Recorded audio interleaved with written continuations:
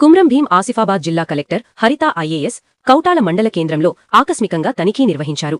ఆయుష్మాన్ ఆరోగ్య మందిరాన్ని సందర్శించి సిబ్బంది హాజరు, రికార్డులను పరిశీలించారు.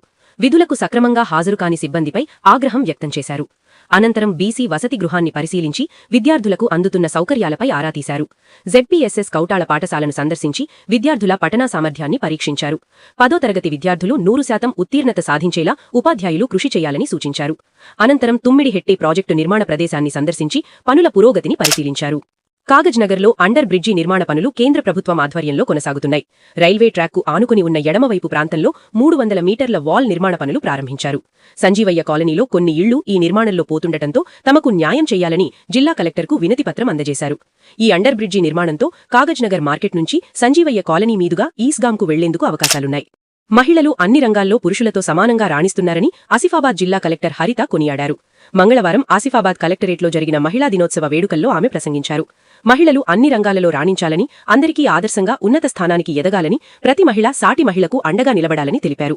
మహిళలు ఆరోగ్యంగా ఉన్నప్పుడే సమాజం ఆరోగ్యవంతంగా ఉంటుందన్నారు.